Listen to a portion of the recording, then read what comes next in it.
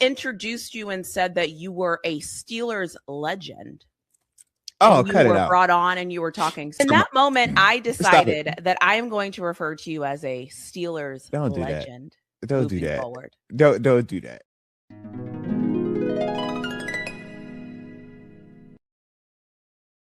I look at the success that he had with Aaron Rodgers specifically, and it's like, you mean to tell me all of the grievances that we've had under Coach Tomlin about winning offense, about winning quarterback development, about winning points, and we go and get a guy that has proven he can do that at multiple stops with multiple calibers of quarterback, but is viewed as a negative.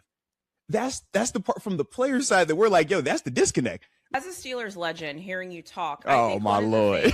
I think one of the things that you said that I actually agree with is we know what we have. And I think that sometimes it's easier to play a game or go through life or anything when you know what you have. Now, does that mean he can't get better, evolve, improve, and all those things? Absolutely it does. But I think to the core of us, we've seen him be a coach. It's not going to be foreign to us. We can hold him to a certain standard from day one. I've heard somebody say, yo, shout us as Tanisha. I was on playback. Because Tanisha, for years, we've been opening them phone lines. Years. Okay. Thank you so much.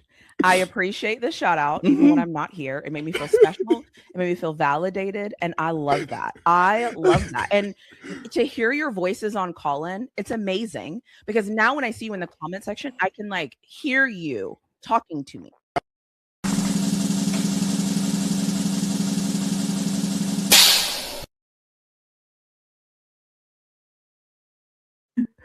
That is so fun. You know what's funny? I forgot that it was a new one. Yeah. When that doorbell hit, I was like, "Oh my god, what is that?" Was fire. I was hooked. I'm like, "Oh wow, oh wow." Now, granted, all this still is legend stuff. We can delete that stuff, but it's like, yo, that was fire. All right, shout out to you. Yeah. And I just say, so yeah, when it started, I was like, oh my, it took me a minute. I forgot I changed it. But then the other thing is too, when I'm talking about Steelers legend, you're drinking your Gatorade. Oh yeah, you see what I'm saying? You're like, I'm like, this is so funny. I didn't appreciate that like I should have last week. That or whatever it was. That was really good. Yo, so no, you cooked this thing, man. You for sure cooked it. Like I said, Steelers legend part. What they say, redact that from the records. You know what I'm saying? But yeah, other than that, though, it was fire. I love that though. That was clear. Yeah, you even had the captions going in there, the different sounds. So I've been trying to do better at have captions on for certain things because there's been a couple of people that are like, hey, I think I know what y'all are saying, but I can't quite make it out all the time because like there's like depending on how old you are, there's different demographics, you know, sometimes that struggle with hearing everything. So I was like, why not keep it for the intro? Like everybody can read it. I like it. I like that. Steelers legend. I love it. No, I don't. In fact, that's the other part. I was like, it really is like bold. Like you can see it with the letters, and I can read that. It's like, yo, you for sure don't need that part up there, but everything else was fire. Everything else, I loved it. All right, that part was just like, yo, Steelers. You could just put Steelers guy or Steelers like super cool guy, and then that would be cool too. You know what I'm saying? Like, hey, absolutely not. Like, I just love it. The doorbell shocked me, but I recovered. So I was like, oh, I got my attention. But hello, everyone. Welcome in to the show. We're so excited that you're here. We are on Combine Countdown, first of all. So that's amazing. I also have a lot of things in store for us today. For the audience, for viewing pleasure, because our Steelers legend here has been through the combine. So I have some things that I would like to share with him. I've been researching. Okay. I've been doing a lot of R&D. I already see where this is going. There is so much that I can share today. And I want everybody to know that I actually cannot share everything that I have today. Okay. Because there's so much stuff. I already know where this is going. Different things I can drop for some of you if you're interested in exploring all those different things. So I'm just calling that out now. But anyways, how are you, sir? How are you, Steelers legend? I know what this is. All right. So I'm here. I'm ready, okay, but I can already see where this is going. I can just feel it. All right, I should have told you to wear a tank top because you're going to be laughing. I can just sense it. I feel like I've already walked into it, and I'm just like, "Yep, all right, know what this is gonna be today. All right. I'm ready. Yeah, there's so much I have to share. And yeah, I'm excited for this. The other thing is too, before we get started, I want to say we're streaming on both of our channels. So don't forget to like both of our channels, subscribe to both of our channels, do all those things, join the conversation, have a little fun. We're here to have fun. We're also not doing call-in show today. We only do call-in when Moats is leading. Oh, don't you play me like that? Did you? No, you know pressure on me. No, because we want to use the phone line, so that's a you thing. So it is what it is. But so now it's a me thing. That is wow. Yeah, I don't know how to use I'm pretty sure last time we did it and we did have to do the phone lines, we did a hybrid version where we actually utilized both of our talents. Okay, so don't you just put all of that on me when both of us had to combine and we put our little Power Ranger hands together. It was like, all right, guys, it's morphin' time, and it worked out. All right, don't you just say it was on me, okay? Yeah. Power Ranger hands. Okay, that's where we're at. Power Ranger hands. All right, we're there. Well, and also, I know that we're not supposed to comment on what each other are wearing, but I do need to take a minute and appreciate the fact that you're not wearing black today. You see? So shout out to you for not wearing black today. Look, did you get it? Did you get a haircut? Come on now. Hey, look. Okay, Little things, all right? Little things, okay?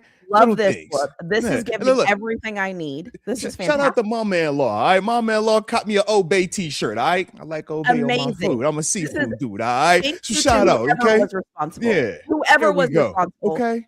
Thank you. I appreciate you very much. It makes it easy to find clips because I'm like, what was he wearing? I have a black shirt. I mean, I got to find the black shirt somewhere. Was it a hat or no hat? Different variations of black, but it's gonna be black. All right, it's just 30 different. It's 30 different options of black. It's because it's on video. You're right. This is this like tight view. You know what I mean? We got to back the camera up, get the full body thing. You know what I'm saying? Talk about. I got white socks on. I got to count for something. All right. I need to say something too. When we were recording, and you said something like, "Yeah, because you have an image on the back of your shoulder, and all I have is a plant." Yeah. I have watched that part 7 times. Because that was so funny. I'm like, you're like, yeah, you have an Emmy behind you. All I have is this plant. This plant is right there. All right. You got a whole gold, shiny Emmy just sitting back there with the little angel wings. I'm like, oh, this looks so beautiful, man. I love that. So the first thing I want to present today, okay, because this show is about me. All right. And we have Steelers legend here. So we need to show him how much he is a Steelers legend. So I was just researching. Oh Lord! As one might do, okay. And I thought, what is the most asked question that we usually get? One does not do that. Nobody just researches doctorates, okay? People with doctorates research. Nobody just casually just researching on a Monday morning, Tuesday morning, Wednesday. No. Especially in February. No. They're thinking about other things like the weather, not just let me just research it. All right. So let's just start that out, okay? So on the show when we were recording. If you haven't watched that, it is on Moat's channel exclusively. It's a great episode. We got into Steelers legend, NFL guy, Emmy, PhD, and all these different conversations. And at that moment, I took a note because I decided to just ask Google, ask ChatGPT, what is more impressive, right?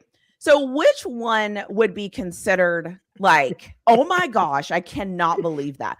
So that's what I research as one might do. Okay. PhD so I would like to say 2 and 3 are fungible depending on where you look, depending on how much information you feed it, and depending on what comes up. But for today, February 24th, the number 3 thing, number 3 is on the screen. Okay. Number 3 is an Emmy. Okay. So out of the top 3, so we have NFL player, PhD, Emmy. Okay. Number 3 is an Emmy. Okay. You can see how much research and time I spent on this. Okay. Tells you all the reasons why winning an Emmy, it's difficult, but it's more subjective, right? It's high volume, all those things that's on the screen. So it tells you why that is happening. Right. So that is number 3. That's so a lot. That's a lot to get that though. If you're not looking at the screen, it's just telling you more about like an Emmy, how hard it is, all those different things. All right. Very, very hard. Absolutely. Very hard. It's very hard. And like I said, depending on where you look, it will have it 2 or 3. So I'm just calling that out. So Steelers legend, would you like to guess what you think would be number 2? NFL. Guaranteed. NFL. Number 2. Awesome. Yeah. So yeah, number guaranteed. 2 or 3, depending on where you look, is actually getting a PhD. And earning a PhD, while very hard, right? PhD very hard. Takes 4 to 7 years. Time out. This is because GPT is like brilliant. So that's why they just say it's very hard. No. Very hard is getting like a associate's degree. Very hard is getting like a bachelor's degree. Heck, very, very hard is getting a master's degree.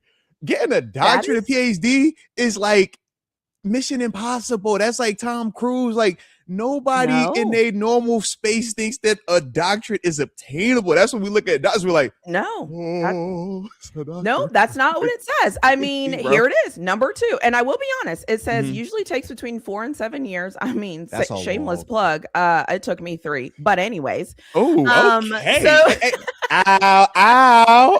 It took me 3. Listen, let me just hold on a second. It took me 3 years to complete mine. I'm just saying, okay? I finished my coursework in 2 years and did my research in 1 year. So I'm just calling that out because it says 4 to 7. It took me 3. Just saying, I had other goals I need to achieve. But anyways, so therefore, this is the level of difficulty. So now that we've seen this, who do we think is number 1? Who do we think is number 1, Steelers legend? Basketball. Who do we think is number 1? And just so we're all clear, playing 9 years in the NFL is the hardest. Okay. I don't know what average career length, 3.3 years. Okay. You've tripled that. You see what I'm saying? Physically taxing, I don't know what you're talking about. The 9-year threshold competition. I mean, I am just saying I needed to go to, like I said, one might do research. I needed to research and see where this lies. Why you gotta show it like that? I don't like how it looks like that. That's too. It's too. I don't know what that is, man. I don't like how they word that right there. So that is our Steelers legend, and so because that is our Steelers legend, and he wins this, I just have something I want to play for him.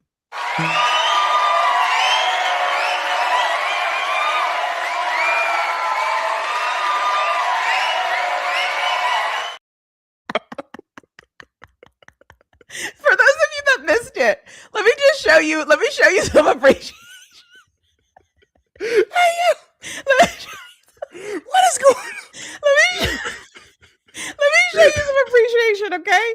I'm loose today. I don't care. This is wild, man.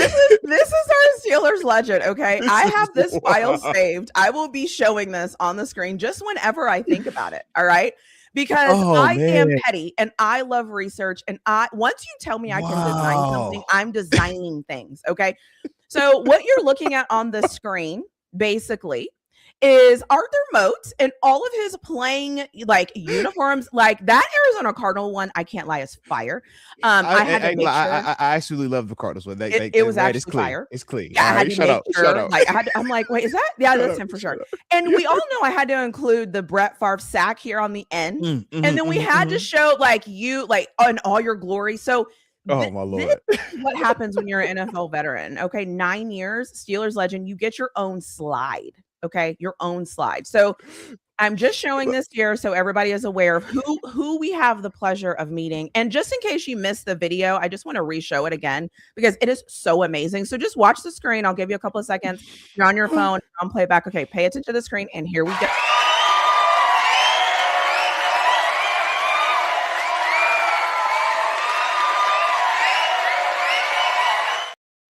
Just phenomenal. You were just absolutely amazing. Listen, as much as I don't want you putting this up there, as much as I do not like what you tried to do at this part of the show, amazing. I do like the fact you included some of the pictures though. All right. That Cardinals picture, that's a fire picture. Did you see the I don't know if you peeped the white that you saw trying to highlight the white with the cleats.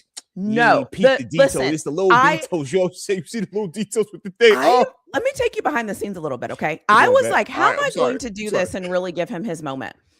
And I was like, oh, easy pictures. Like I love putting together pictures and the array of pictures.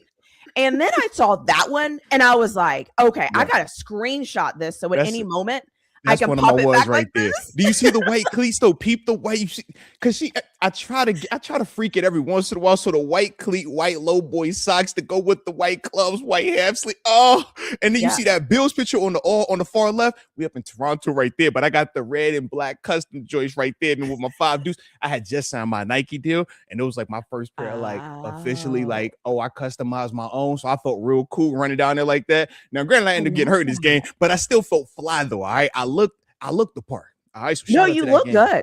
I was like, I don't know where he's running, but he looks like he's going to get there. Yeah, like I just don't know. Are you ready? You remember yesterday, me and Tees, you were talking L4s, L5s. This specific rep, this is actually an opening kickoff because at that part, I was still having to run down on kickoff and then go to defense. I hadn't all the way graduated just yet, but I had my one sleeve on like AI, Allen Iverson, because me and my dog Jerry Hughes, who was my locker mate up in Buffalo at the time, we would always talk about, yo, man, we got to have swag and we got to look fire out there. And I was like, yo, man, basketball players be having some dope swag. It was like, you know what? Who can we take them from? And I was like, man, I'm pulling up with the AI sleeve on me. So that was that, man. But yeah, I remember this game, man, for sure. In fact, versus Seahawks too, man. Russ, Marshall, all them boys. Yeah. It's so funny. Remember that game, What's even better about this is, first of all, the color coordination on this, like, let me just say, the way I put this together, how like the Bills comes in and then the Steelers black. I just loved the pose. You see it pop right in the middle? The logo. Oh my God. I love it. And then the red, the red is underappreciated. The red is actually underappreciated. Sure. Like I can't lie. The red looks good. And then obviously, you know, the Brett Favre hit, we had to include that. Like I was going to make it bigger, but then I thought this ain't about him. This is about you. No. So I needed you on there. You know? Absolutely. So. But regardless of who I'm hitting, do you see the red helmet? The red helmet, red's my favorite color, all right? So I love red helmet Bills era. That was like my favorite one. And then when you look at that Cardinals, that's the OG true Cardinals, like Pat Tillman time frame logo. You know what I mean? Like OG with it. Yeah. But that Steelers pitch, you see, I got the black on black on black. That's the TG influence. He was like, yo, you can't come over here with all this light, fluffy happiness, man. You got to be murdered out. We menacing this Steelers defense, so that's why I went with the black on me. All right, so shout out to TG for that, man. He's a big influence in some of these movements around the way, man. But yeah, man. But enough about me, man. Take these pictures down now. All right, this is way too much about me. I get caught up. It's all right. It's cool. It's cool. People in the chat are like, "Where's that jersey?" Like, you know what I'm saying? The little just so good. So just in case, so like I went to the evidence so that we can determine like what is kind of what we're dealing with here. 9-year career in the NFL remains supreme. So fantastic. A lot of people are saying like, you know, I still like seeing Moats in the black and gold. The others are just weird. I may be very biased though. Yeah, I understand that. Don't cross the Moats. Look at this. I love this. We have a vote. Where's your Cardinals jersey? Love that. It's in the building. You better believe it. Yeah. Both made Brett lose a few screws that day. I love that. Shout out to that version of Brett Favre. Shout out to that version. Yeah, I love that. So shout out to you. So I just wanted to clear that air because just because my old job, you know. First job out of college, just because they happen to have somebody that takes pictures and records you doesn't make it any more cooler or any harder than any of these other things that we've been talking about, okay? PhD, Emmy, still, I don't want to hear it, okay? It's just that y'all don't have somebody walking around taking pictures of you guys and asking you questions to make it feel like this first job out of college was like really, really special. It's you know how to. Everybody knows how first job is out of college. Nobody hits it. So it's like, yo, I was out here just boots to the ground, you know, hard hat, lunch pill type of guy like everybody else. Low man on the totem pole. Okay. I came into the big company. Okay. It was a big company, but I was the lowest man on the totem pole. All right. And I just had to work my way up. All right. Just one day at a time. One shift at a time. Okay. And then before you know it, I looked up and I was like, man, I'm no longer mopping floors. I've made it to the fries. All right. And before you knew it, it was like, cool. Now I got a little bit of a cool thing. I got a little name tag that was like no longer the stick one. It was like actually like tag. It was like a legit name tag. Yeah, that's what my first job was. Just my first job. You know what I'm saying? Like, yeah. So okay, the subtle flex of, oh yeah, this is my first job out of college. Chat, let me know what your first job out of college was. Chat. Don't you do that. If you went, that's different. If you decided to go to college, if you didn't go to college, what was your first job out of high school? Because I can guarantee you it wasn't going to the National Football League. Okay, so the way that you were like, oh, it was just my first job out of college. That's all it was. Excuse me, like what? Your first job out of college was that? My first trying to make it bigger than what it was, okay? I was bagging groceries, okay? I was asking, do you want your receipt in the bag? I was like, what are you talking about? In college. I don't like how you're making it sound. You spilled your water? Okay, let me go get the mop. You're taking this in a direction that is not supposed to be going, okay? You heard what I was saying. I was struggling, okay? I was fresh out of college, okay? It was just I needed an opportunity to get a job. I was fresh out of college. Okay. You were struggling your first job out of college. If you were struggling the first job out of college, the rest of us don't stand a chance. Like, we do not stand a chance. Like, he was struggling the first now you're up here lying to us. Okay, for those of you that don't know, because this word gets thrown around a ton, this is actually called gaslighting. Okay, this is the definition of gaslighting. This man said, my first job out of college? Are you kidding me? Your first job out of college was, I don't know, on TV, being on kickoff in the NFL. Like, give us a break. Seriously, my first job, I was like, you want paper or plastic? Okay, you want your receipt? Okay, what happened? You couldn't find the milk? Okay, I can send somebody for you. Are you kidding? What is that produce code for bananas? I don't even remember. I was learning about what the L5 was my first year of college, right? It was like, yo, this is where you align on this particular special team. And I'm like, all right, this is interesting right here. Hey, these are your meetings. This is how you're going to travel. I had to like leave. Travel? I could never. Look, no, Tanisha. I was homesick. They made me relocate. I had to leave all my family and friends for my first job out of college. I had to move from Virginia to upstate New York, not New York City. Upstate New York was what my first job out of college was, man. It was freezing cold. I remember like 3 months. Look, 5 months into my first job, my first time being on the job, I got caught in a snowstorm. Okay, it actually forced me to where like I couldn't even I couldn't even drive the car anymore because it was just like too much. So I do have a question. These are some of the yes. Go ahead. Did they pay for you to move? You know the answer. Don't you even try to lie. Did they pay for you to move? It's been so long ago. Like it's just man. Like sometimes. Right, exactly. But okay, your first job out of college. You did this to yourself. I had to leave my mommy, my daddy, my siblings. Okay, I had like friends, lifelong, like just bonds and connections, and I had to say, guys, I won't see you guys for a while. I'll be going to November. Okay. I felt like Wyclef. His first job out of college being in the NFL is what we're talking about right now. Okay? We're not doing that. We're just simply saying my first job out of college that had me have to relocate to a different state. My first job out of college, I was trying to figure out where the rest of my check was. Okay, like I was like, why is my little 100? I know your check wasn't $150. I was like, why is my $150 check not $175? Like, I promise you, wrong here. Tanisha, I promise you, when I got my first check, I promise you, I said the same thing. I was like, yo, y'all said it was this number. Where is it at?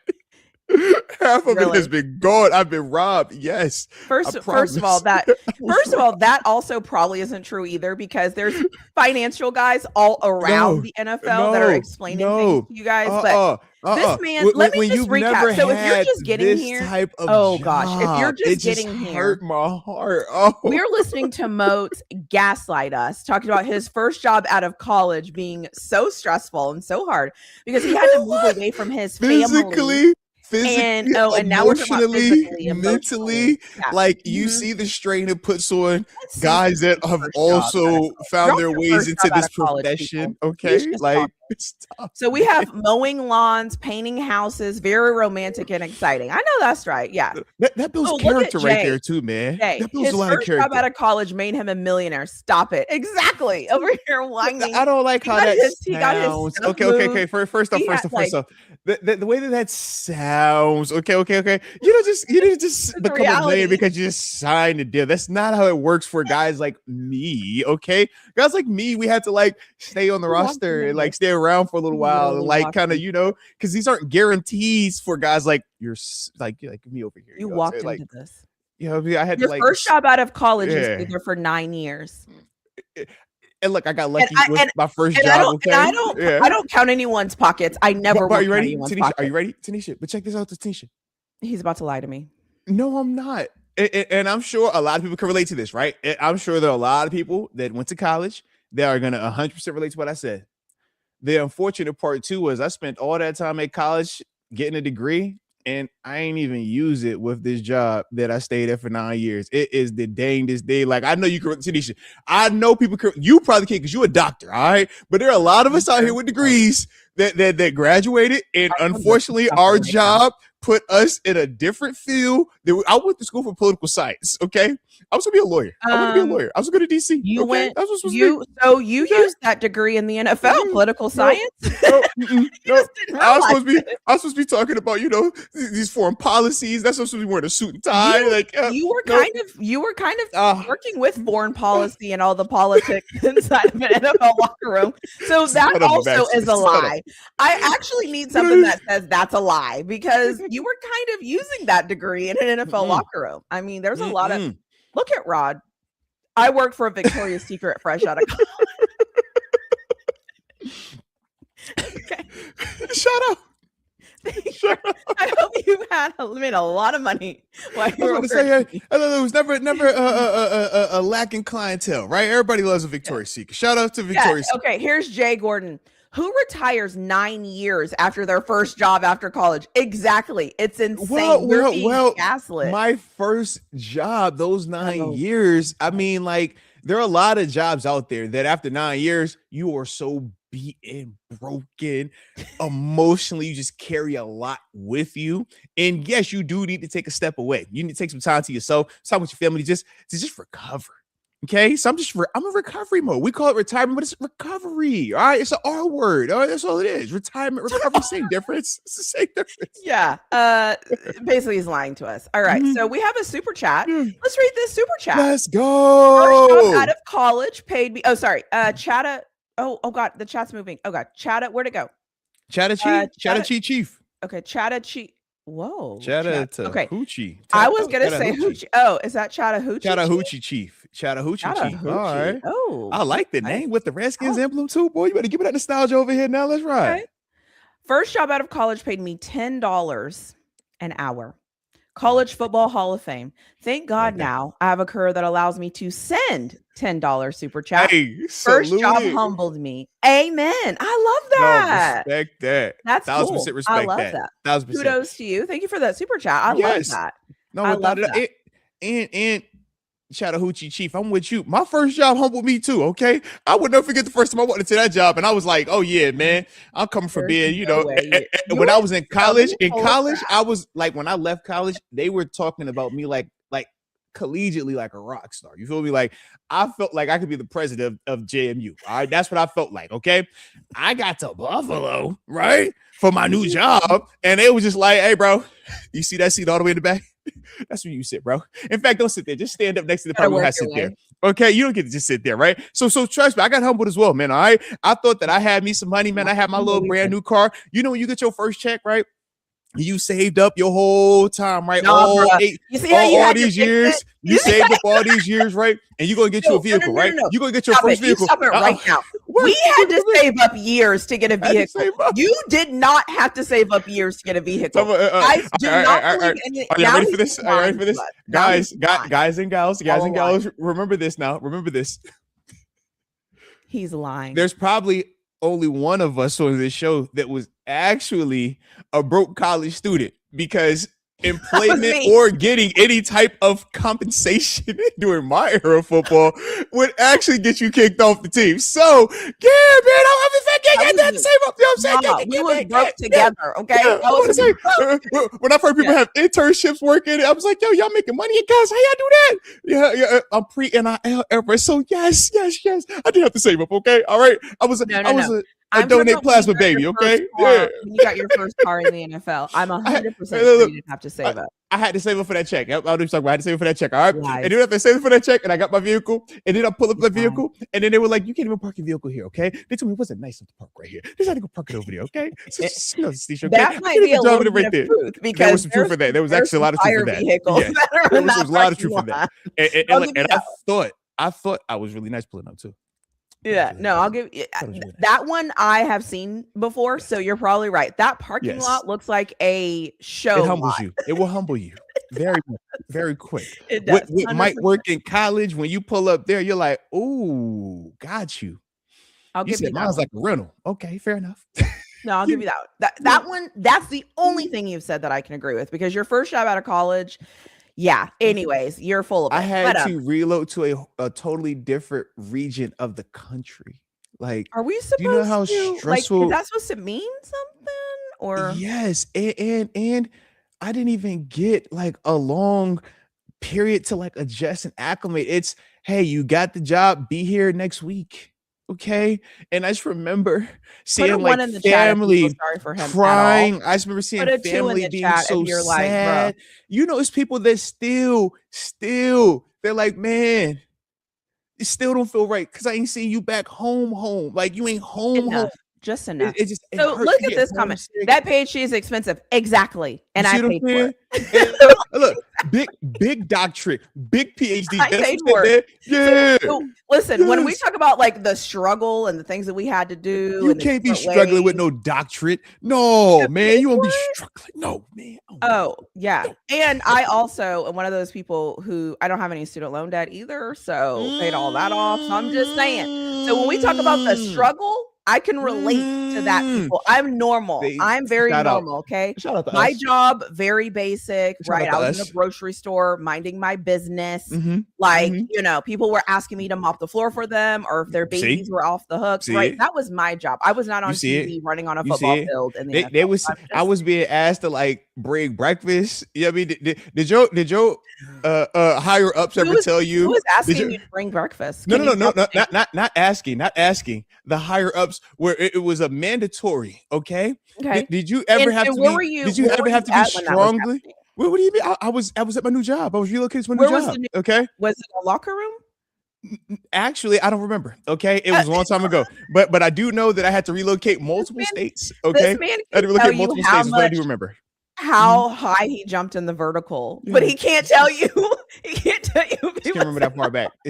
Some of the details when we go back that far get a little hazy. It's like So because we're like been gaslit at this point now for about 10 minutes. There was a football question that I wanted to bring up to see if you remember. So the sack in the red zone against New York was solid. Of course, it wasn't Brett Favre. Can't even remember the quarterback's name. Jefferson, maybe. Do you remember the sack in the red zone against New York? Or sorry, in the red zone against New York. Sack red zone, New York. If he's talking Giants, maybe. Yeah, I said New York, so I don't know if it was the Giants or the Jets. Yeah. If it was Giants, let's see, it could be Geno because he was down there for a little bit. It could be, I forgot the one dude's name. It was like Johnson or something like that. Yeah, probably, he's but I said that. Yeah, it's Johnson. I think he's talking about because he. Yeah. I forgot. It's not because it's like two of them Johnson dudes. It's like one's like Josh Johnson, but it's the one that has played for like 15 years, been on like 20 teams. That one, yeah, he's like tall quarterback, tall skinny cat. Well, you know what? Giants, that's the one he's talking about. Yep, that's so.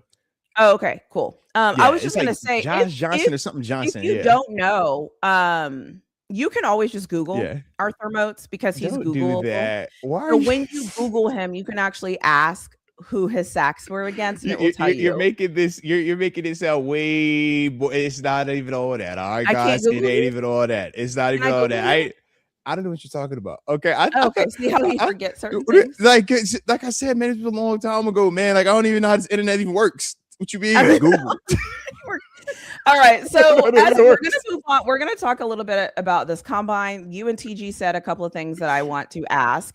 But the first thing I want to know with 100% certainty, because I saw something online and I wanted to make sure that this is true.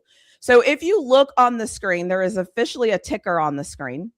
And it says Steelers legend Arthur DeMoats, 4 forced fumbles and 4 fumble recoveries. So I want to know, did you force 4 and the 4 that you forced, you recovered all 4 of those? No. Or are we talking about 4 forced and then 4? So how many total were from the ones that you forced that you recovered? Any of those? NFL wise? No, I don't think so. So we're talking about, great. Yeah. So I mean, it depends on how you look at it. Like, some people like that, some people don't. Some people are like, yo, if you force it, you need to go get it too. I'm like, yo, collegially, yes. Yeah, collegially was very different. Collegiate was like, yo, I'm gonna force this, I'm gonna recover this, you might even gonna run it back. Out here, you're like, bro, the fact that you made him put that ball down, thank God. Well, the fact that you actually found that ball, thank God. But I do remember him though, and I mean, I definitely remember the fumble recoveries because there's my little guys. This is toys, man. That's what I like to play with, man. So shout out to my son, man. Heck yeah, man. But yeah, man. Shout out to the fumble recoveries, the forced fumbles, stuff like that, man. I don't need. We're not dealing. I'm not dealing with you. Why are you talking about? Why do you do this? Keep on the screen just as it's going by, just in case anybody wants to stop by, see what we're doing, see what we're talking about. They can kind of see your stats on the screen. I just thought it was remarkable, so I just wanted to add those.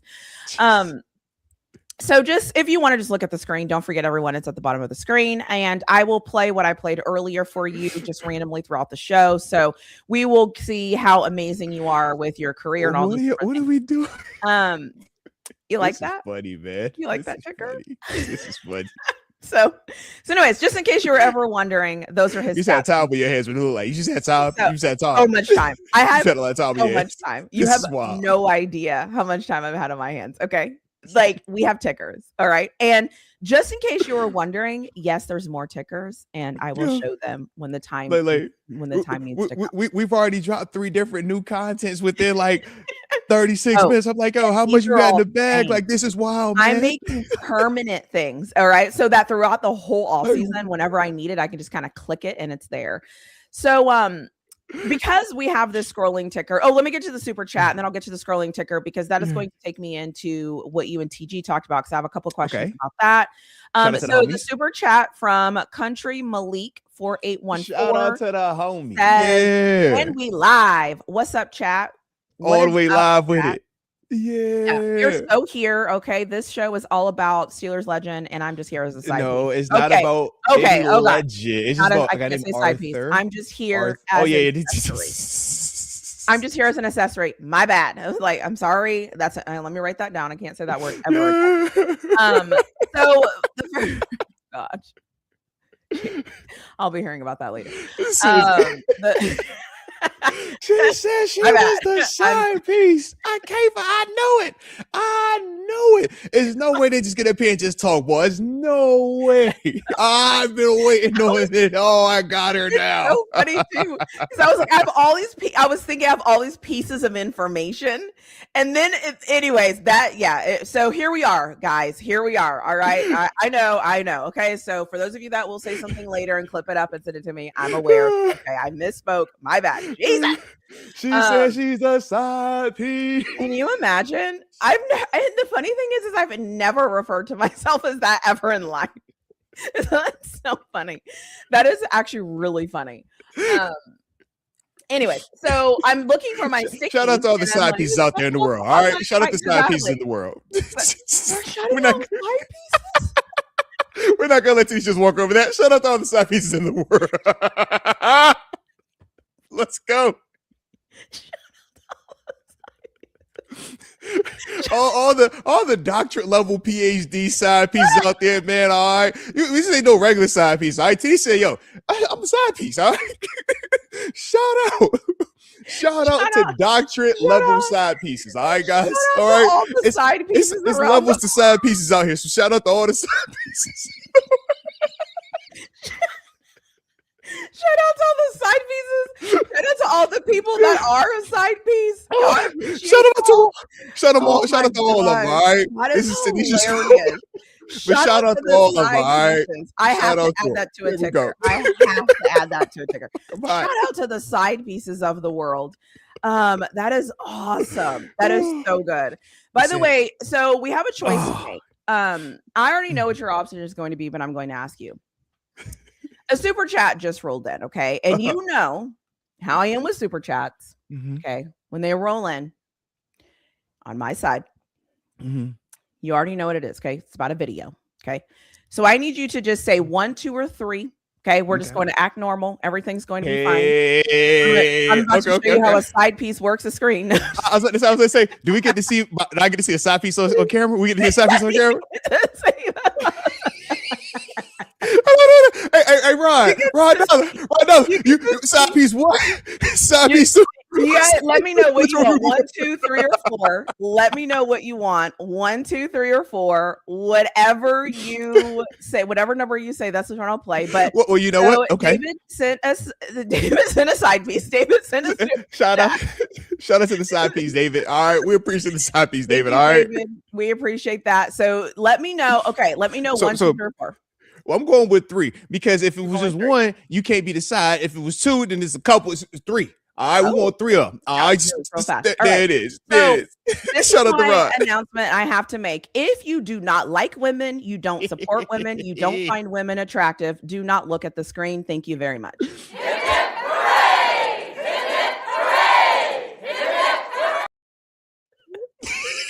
Hooray!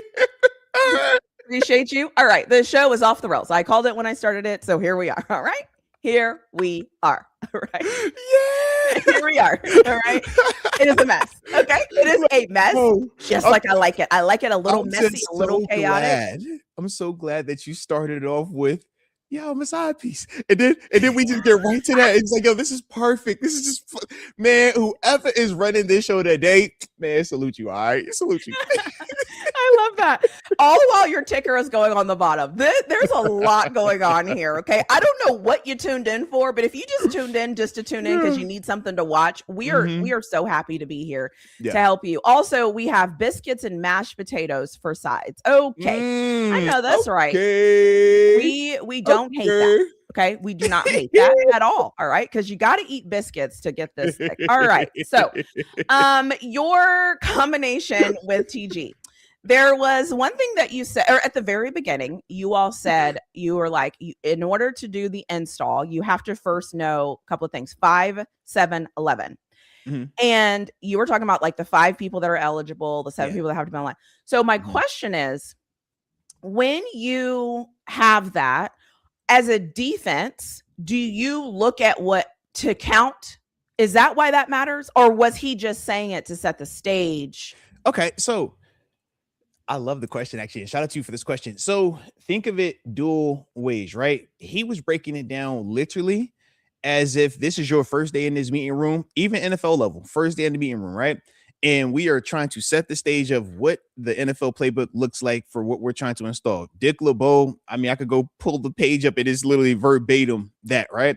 But the reason why you need to know the different rules and the different things that we're looking for or trying to get accomplished in that defense is so that way we can get a foundation for, like you said, situationally, what are we thinking? What is the purpose of this? If it's a blitz, as a corner, ball's coming out faster. So I got to have a little bit more urgency at the beginning of this thing, but there is a chance that blitz doesn't get home. And now I'm at the inconvenient spot, right? So you think of all of that, but that's what we're talking about when it's like 5, 7, 11. Okay. So who are my 5s? Who are the people that we're even looking at? First off, what's the personnel grouping? So it's just teaching you the foundation of, man, these are the things I need to be processing, because you go out there and it's like and the reason why I brought up the Chicago Bears game was because specifically that happened to us, right? We didn't have enough people on the offense on the line of scrimmage when Mason Rudolph scrambled for 20 plus yards, would have had us in field goal range that ultimately would have tied the game or put us in position to win, right? And I kept harping on that because it was a little detail of either, I think it was Jaylen Warren and whoever the receiver was, but neither one of them had lined up on the line of scrimmage, and they both were kind of like in the same general area. And it's like, man, if one person just steps up 2 feet, that play is fine. And now we got what we're looking for. But that goes back to 5, 7, 11, right? Just your basic principles. So even in that space, it's like, that wasn't week 1. That's like week 6, right? Week 7. But it's still, it's such a rudimentary thing that if you overlook it, it can come back and bite you in the butt. So that's why, regardless of the play, when you started off, yes, these are the basic principles, and we're going to keep hitting that. I mean, this coach that will literally just say, man, 1, 2, 3. If you can count to 3, you can play for me, because everything is based off, all right, this hole, that hole, that hole, or A, B.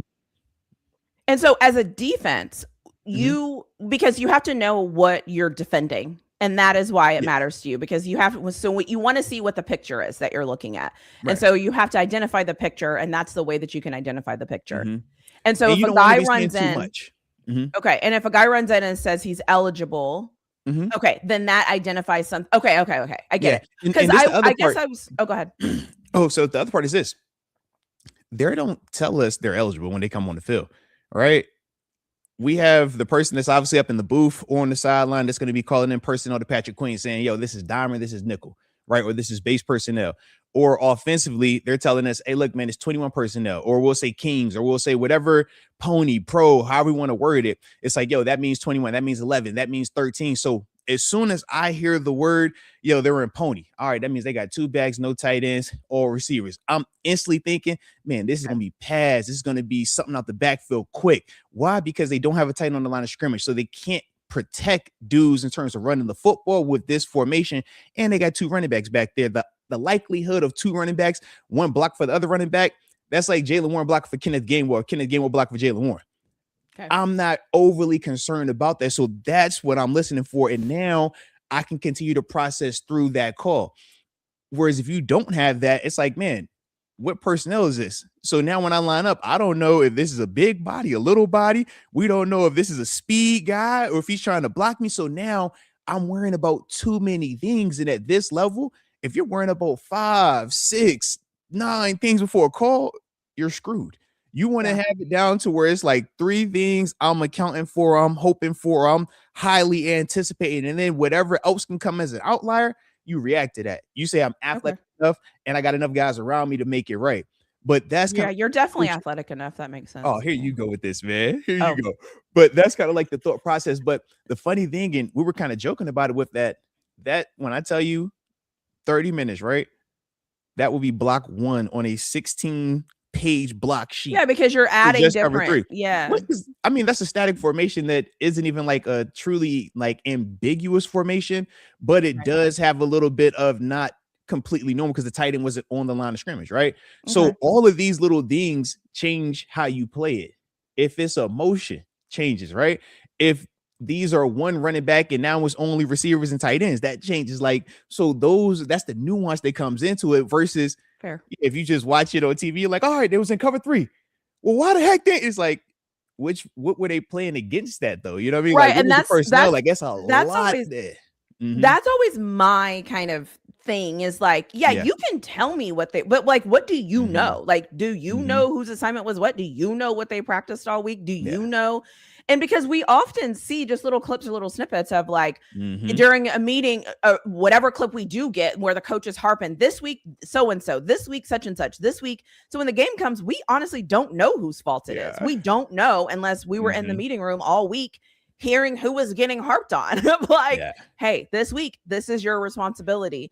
So it's really interesting. And that was really my question, because I was like, I think they're setting this up because when you're on defense, you have to know what the offense is doing just at a basic level.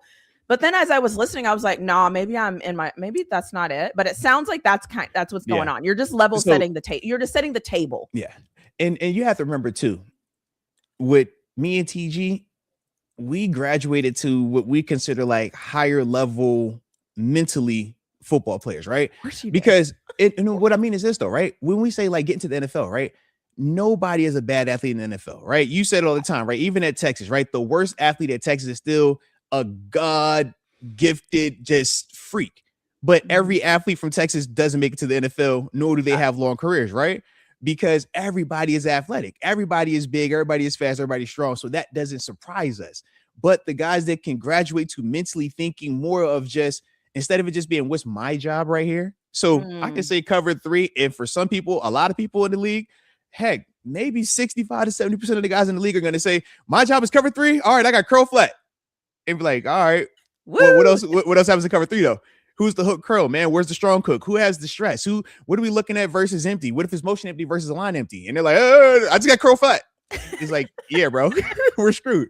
Yeah. That's what a lot of the dudes think like, and that's why they get out of here so fast, because once something changes or somebody is not doing their job and now it puts more stress on them, they don't even understand why or where it's happening and then how to account for that. Whereas the dudes that figure that part out, you're able to last longer. Because you might make a mistake next to me, but if I know what to expect and I know how to cover that, now I'm not going to look crazy and people are going to be saying, hey, man, most what was you doing? It's like, no, I was ready. I had this handled. Yeah. And that's the part that for guys like me and TG, you have to graduate to that, because neither one of us is 6'4", 260, run 4'2", right? Power. Right. Yeah. So that's the other part. Right. Yeah. So that's the thing that we look at when we're talking these defenses. It's like, yeah, man, me and TG graduated to the point that, yeah, we are way more higher level thinking. And that's why we're breaking all that stuff down to show you how, when you know this, it slows it down. And now you play so much faster versus a younger guy that is elitely athletic, but doesn't know what he's looking at. Man, that motion happens. And just from there, you're like, oh, I was supposed to drop 10 to 12. Now which way I go? Oh, you ain't telling me that. Like, come on, baby. And they're not going to hold your hand and tell you that. They're going to give you that book for cover 3 versus base. It's going to be 30 pages. And they're like, yo, you need to do all of that. Of those books? I have all the books, and they're all like that thick, like ridiculous. Yeah. But you could tell the guys. I've never met a former football player that doesn't have his books still. Like I've never met one. Like this, right? As a doctorate, right? The person with a doctorate. The books that you were reading, the books that you had to like really, really study and harp on, like, do you still have them, or did you get rid of all of them? I got rid of some of the stuff. But but mine, but it's different though. Okay. Football builds on top of each other, right? Yeah. It's like you can kind of go back and go, oh, right, because this is the foundation, and now I can build on that. When you're getting your degree, when you're in your first like 2 years, it's coursework. So it's like some of it, it's just like any other coursework in life. Some of it, you're like, I will never use this ever again. Yeah. So I don't need this. But then some of it, you're like, oh, this course sparked, like your stats books and how to research statistical things. Like, yes, you keep those, but you don't keep the things that are just flybys. So it's a little bit different, but it's the same concept. Because I think will be a little bit different, because with football, instead of us just working on general principles, it's as if you were doing a 1-year course study with this specialist, right? Whoever the highest researcher is with in this field. Yes. And that's what it's like. So when we talk about, I got to work with Dave Wanstead, Chan Gailey, Dick LeBeau, Mike Tomlin, it's like, these are the elites of their field, and you just are their understudy, and you take rapid notes, you watch their playbook, read it as if it's the Bible, right? Because for their specific defense, it is like Dave Wanstead's 4-3 is very different than George Edwards 3-4, very different than Mike Pettin's hybrid 3-4-4-3, which is very different than Dick LeBeau's 3-4, which is very different than Keith Butler's 3-4, which has some similarities, but then it's completely different than when you throw in that Mike Tomlin 3-4 / heavy Tampa 2 coverage defense, Tampa Bay Buccaneers. If you know, that's the history of it, right? So you start going around, then you get Steve Wilkes, who's running that Carolina Panthers 4-3 Tampa 2 middle runner, a la Luke Kuechly, Thomas Davis and company down there. So everybody has like different variations, but the general course part, I see what you want to. I'm like, I can dig this. Yeah, the foundational stuff you keep. Okay, well, thanks for that. I was going through and I was watching that, and I was like, I think I know what they're doing, but I'm not sure. So I just wanted to ask, just so I can, because as I watch them, I got my notes. I'm like, okay, that makes sense. No, that actually makes sense. So that's good. There is a random question like that I actually wondered yesterday too. What happened with the audio for your membership? So the only thing with that was I just put the wrong video up there. So shout out to you. That's it. So just in case you were wondering, I have the one with sound. So that's really all that was, man. Yeah, TG missed out on like the sound. So I have the one with sound. So the funny thing is, this is like, I be laughing because once again, everybody be so like perfect, and I'm over here just like thugging it. So I'm like, we on a whole different software. It's like, the video is updated. Shoot, the first show, it wasn't even a video. So I'm glad nobody joined on that day. I'll be like, it is what it is though. Yeah. I thought the software was silencing the video. No. It was okay. Yeah. I love that. Yeah. I love content. And look, I always laugh too, because it's like, man, when you work in this field, which you already know, sometimes which you get platform right, you're using. No, I'm saying like, man, sometimes you're on Riverside, sometimes you're on StreamYard. Yeah. Now we on OBS again. It's like, oh yeah, which is fun, but it's a lot different, way 100%. different than StreamYard. It's like, you want to speak French or you want to speak Spanish? All right. Yeah. And then Riverside's like, hey, throw some German in there while we at it. Yeah. But either way, though, it's a blast. Though, heck, I actually like the silent sound of the snow. It was actually pretty cool. I love that sound. So I often use that sound in my videos, that snow sound. So I was actually, before we had started, I was going to shout you out because I was like, yeah, you showing up yesterday and saying the sound thing made me actually go and just look to see, oh, let me see what this is. And I was like, oh yeah, I just put the raw video there. So yeah. I do that all the time. I do that all the time. I mean, half the time though, it doesn't make it to release. I'll upload a video and I'm like, oh, we're good. And then I'll watch. I'm like, that ain't the right video. That ain't even the right one. Like, look, I just be over here like, man, you know how I feel about it, boys. It's out there, man. It is what it is. At it. Yeah, you know, I ain't lose no sleep. Yeah, at least they know you're not AI, right? So look, guys, also, I just needed to start our second ticker. Oh, I want to show the top now. What's this one? Screen. What the heck? This one is about the solo tackles for the NFL legend. So I wanted to put that on the top for us for no reason other than I have it. So I'm like, why not put the ticker on the top? So funny. Yeah, so we're just like we're just tickering out. So there's that.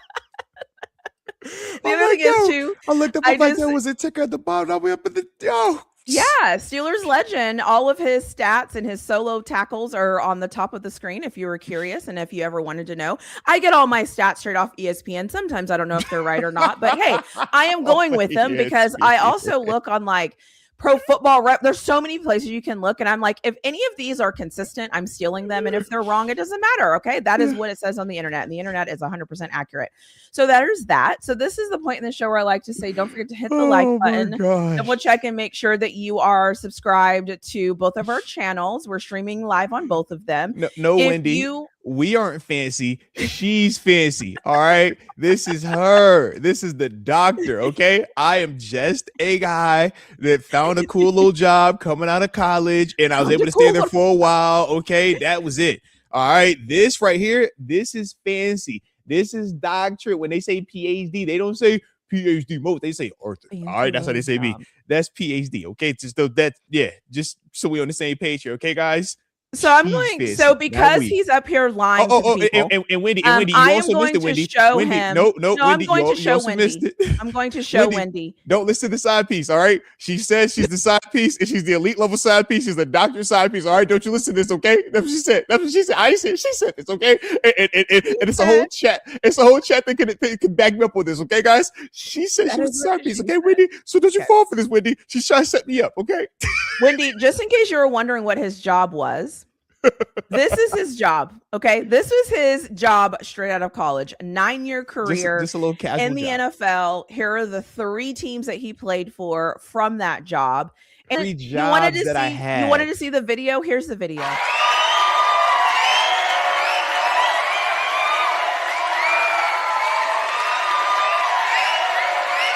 Screen while he's lying jobs. To you. About his jobs. I had to move my family. I had to move away from it, then relocate you ever had to take your children out of school and then move them out of state to Pennsylvania and then from the way across the country to Arizona? Have you ever lived in Arizona? First of all, it was so hot out there in Arizona. It is hot in Arizona. All right. So she was like, man, it was just a lot of stress. Okay. It was a lot to deal with. There's a lot of life. Gaslighting you right now. And who can attest to this? I have been injured on the job at all of these sites too. Okay, physically injured. Okay, ligaments, you have a medical team on staff to altered.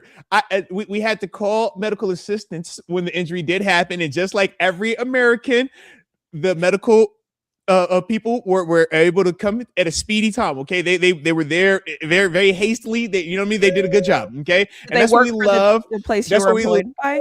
That's what we love, the medical field, okay? That's all I know, okay? Were they employed by the same place you were employed by?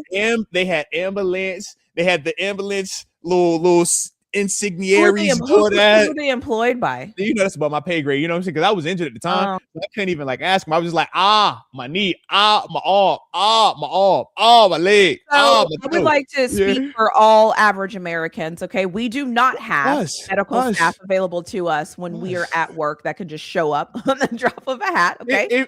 So again, he is lying. But no. Let's clarify this. No, wait a minute. Hold on now, Tanisha. The fact that this is going on, that is actually not true. That's not true, though. It's not true. I've seen people at regular establishments, as you quoted, regular, pass out and they receive medical attention. I've seen physical altercations at places of employment, and for sure, I've seen law enforcement and medical staff arrive at a time. I've seen all of that. Okay, I've seen all of that. Actually, almost an hour into the show. I've seen that. Okay, I've seen that. I'm saying I've seen that. I've personally seen that. All right, I've seen it. Okay, I've been in Wendy's before. All right, I've been to Wendy's. Look. You ever been to Walmart on Post Boulevard? All right, Walmart on Post Boulevard. After there's plenty of ambulance police being there all the time. All right, you know what I'm talking about. You know what I'm talking about. All right, yeah. Okay. Yeah. Stop playing. Like, what is going on? Yeah. So if anybody believes that, hit the like button. Nobody's going to hit the like button because nobody believes that. So we're in trouble. Wendy's on Church Boulevard. All right. Y'all heard me.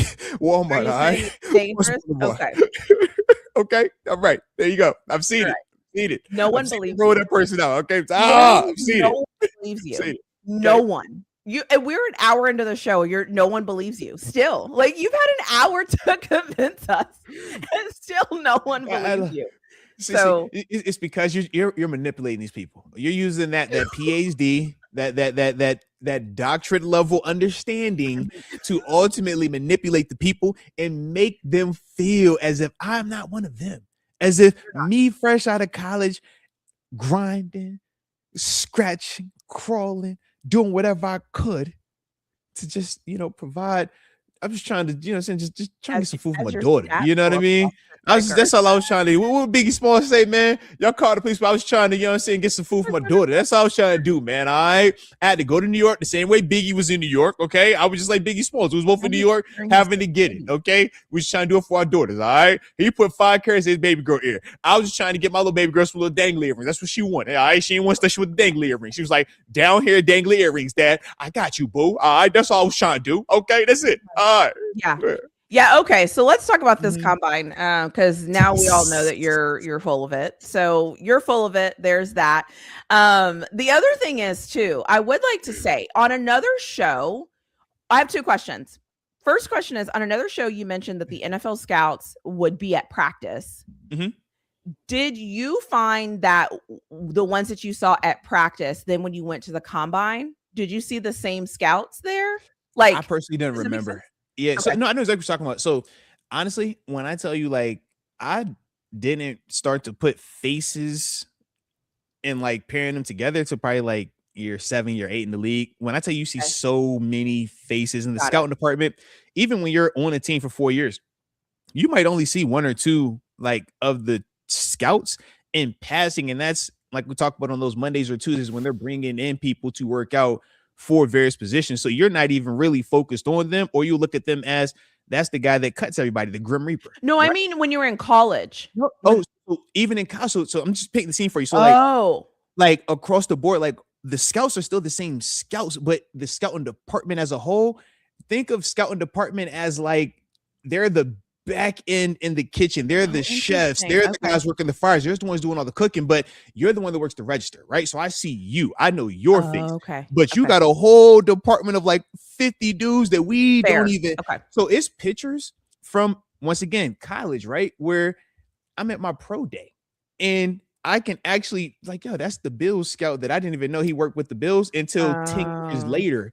You know what I mean? So now when I think back to when I was in practices or even coming up on my visit out of high school and seeing scouts out there, I'm like, yo, it very well could have been them dudes, but you're just so like, yo, this is cool that the league guys are there, but you got so much that you're trying to like process, and you don't also want to look like you thirsty about it or like you over the top about it, because that also pushes them back. Like, because you see those dudes like, hey, I'm such such. Hey, this is my friend, and it's like, yo, bro, that ain't that either. You know what I mean? So it's like you're just reading all of it, and then you also, for me, because I'm a big performance guy, I'm like, shoot, when I see the guys are here, some people get nervous. They're like, oh my god, like the scouts are here. Oh my god, I'm like, hell yeah, they here. Let's go. You know what time it is. Like, I don't know who they're here for, but they're here for me.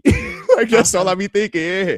Okay. But I wish I could like keep the same pictures, but for sure, I have like 2 pictures, and literally it's like one dude from Buffalo and the other guy was early on Pittsburgh, but my associate with them before I even knew they were like scouts legitimate was, yo, you're the Grim Reaper, because you're the guy that cuts people. You're the guy that tells them, yo, bring your playbook up. And then you're like, oh, you're not that. You're actually kind of cool guy. I hated you for so long. I'm so sorry. Yeah. You cut my friend. I wanted to punch you. You cut my friend. I understand that. Okay. That was something I was wondering as you kind of go to this next stage of getting ready for the combine.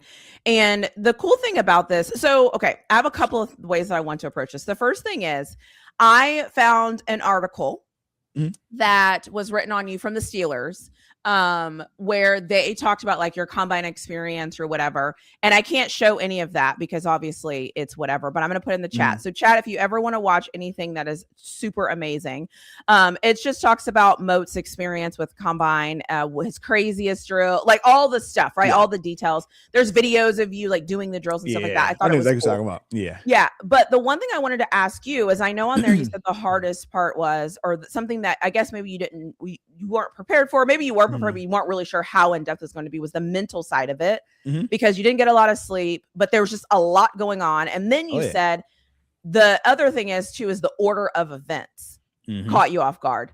So I'm curious to know, is there, first of all, what were you known for? What was something like in the combine where you were like, I nailed this, I did fantastic with that? And then the second thing is now reflecting and looking back, was there anything you could have done differently that you think maybe would have prepared you differently? Okay. So the thing that I was known for was explosive athlete, like compact frame, but dude can run fast. Yeah. And that was what it was, man. When you talking 40, broad jump, vert, that was going to show every single time. Right. So that was one thing that was known about me that I lived up and that I felt like, I aced that part. And even personally, as I told you and Mark, I was like, I still left some on the table because I was more worried about my weight than necessarily running the fastest time I could run, because that was that, like, back then it was like, yo, you got to weigh a certain amount to even be considered, a guy that could play both inside or outside. But in terms of, knowing what I know now, it's like, I don't even know if I would change anything, though. Honestly, it's like the things that caught me off guard were, yes, the scheduling is nuts. The order of events is nuts. You would think that, hey, when you see these guys run or you see these guys lift, you do it when you're the freshest you're going to be, because that's when most people would assume to set events, right? When you're fresh. But we've said this before, outside of preseason game 1, you're never showing up to an NFL game fresh or feeling great or feeling 100%. That's like the lie that media and fans tell you, is like, nobody's ever healthy. You already are starting at 90, if that. And then it's like, you better pray that you're above 50% by the time you get to the postseason, because that's how physically and mentally demanding it is. So for me, that was an adjustment, because I'm under the impression that, you would do this stuff early on, but when you find out, you're going to do it at the end of the week, that's different. Now, what they also don't tell you is, remember that injury that you had your freshman year, that injury you had your sophomore year, the injury you had your junior year and senior year. Granted, they weren't anything substantial that you had to miss time, but whatever it was, it's 32 teams. These are 32 independent companies that work under the NFL umbrella, meaning just because Tanisha has a doctorate and Tanisha said you're okay, that don't got nothing to do with my doctorate, and that don't have nothing to do with my doctor saying you're okay. The same way with that doctor, that team. So, you might have sprained your ankle or had a knee sprain at one point in time. And after the first 2 doctors twisted, maneuver it, and tried to aggravate it and agitate it to see how it's going to respond, it's not that bad. But after 32 doctors have done that, it's pretty bad. It hurts again all of a sudden. and then they add insult to it by saying, okay, we want to get it MRI'd. Once again, though, I'm not going off of that one. I'm not sharing this with you. Oh, no. Or you want that image? Well, I want this image. Oh, you want that? Well, I want this and that image, because every doctor has to be the one that has all the stuff. So you'll sit in the MRI machine once again, 12 hours, 15 hours. Because everybody wants their piece. Absolutely. And remember what I was saying in the sense of how do you respond to that? We've seen dudes freak out. Man, I ain't sitting here that long. I'm claustrophobic, or man, this is dumb. And it's like, yo, they mark all that. They see all of that. Right. Yeah. So you're dealing with that mentally.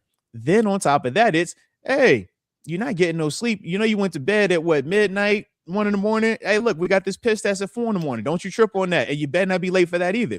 But hey, I know that, you know, you had the piss test at 4 o'clock this morning. We're going to keep your meetings all the way till 1 o'clock again, because, hey, we want to have a private meeting with you. We want to have a one-off with you because you're special. Let me see how you respond, though. How are you answering these questions at 10 o'clock at night with that spotlight on you? You're like, bro, is this for real right now? Like, Jesus, you know? But did then you also prepare you for all that? Like, in your preparation, did they tell you that what got kind of it's communicated? It's communicated, but just like with anything, right? Mike Tyson will say everybody has a plan until you get punched in the mouth. It's easy to talk about how you're going to respond to getting punched until you've actually gotten punched. And you're like, whoa, I thought this was going to feel like a 5. This feel like a 15. It is like, and I'm tired. That's right. But you're also under the premise of what? Man, this is the biggest job interview of my life, right?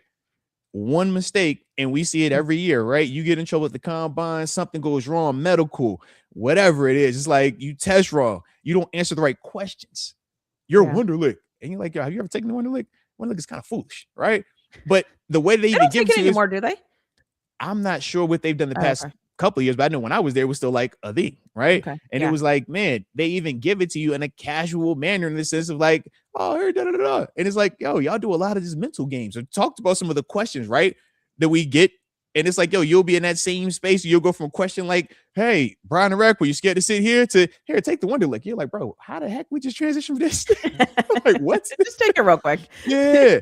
But those are the things that you're dealing with, while also having everybody in the world, agent included, talking about, yo, are you moving up? Or are you moving down? Did you do well? So it's a lot of that, while you're still trying to physically go out there, perform after sitting, being inconvenienced, being pulled prod for 4 days prior to running. Now go out there and run that 4. You like, oh, and we ain't been training for like football. We've been training to run combine drills, and now you want me to do field work on top of it? It's like, hold on, bro. This is a lot with this camera. And everybody's talking about, hey, he don't move that well. Of course, I don't have to. You didn't mess with my knee. You didn't mess with my ankle. You didn't jack up my shoulder. Like, yeah.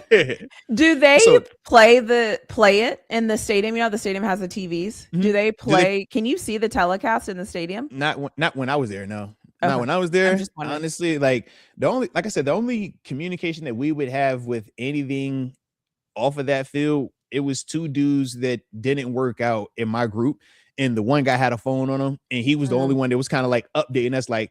And we had a big group, so that's how I didn't know what I ran when I first ran. You don't even know if you ran fast or not.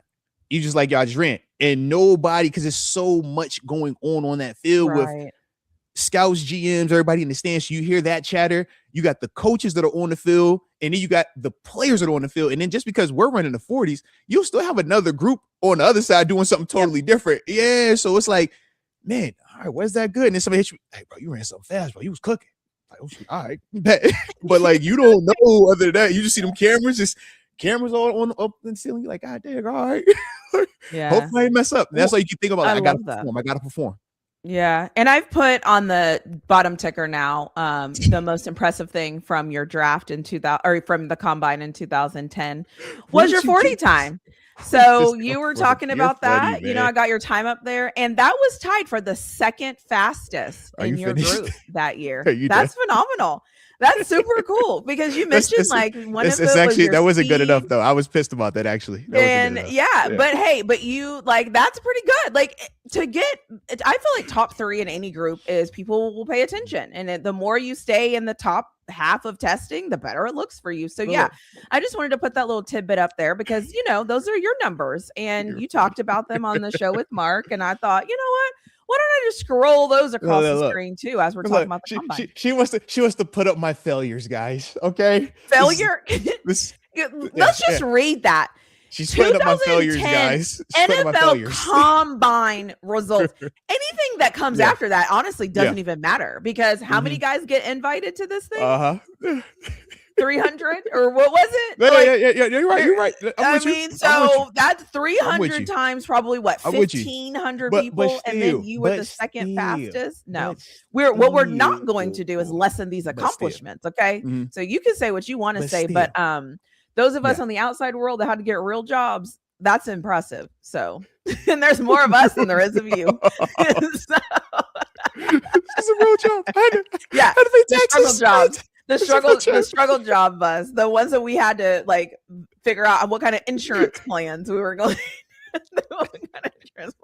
do, how we were going to save money when we were making $125 a week. Okay, that is not the I had to figure out insurance too, guys. A little bit low, man. All right. No, I just and you know what? Sometimes like other people need to be reminded who you are. So there you go. You were at the 2010 Combine. That means you got an invite, and then second. Okay, it makes you feel old. I feel in that 2010. That was a long time. It was a long time ago, bro. You got to think about that. And it's still, and you know what? You're still searchable, and that is what really matters. You're still searchable. You're still searchable. You're funny, man. Yeah. So our Steelers are going to be.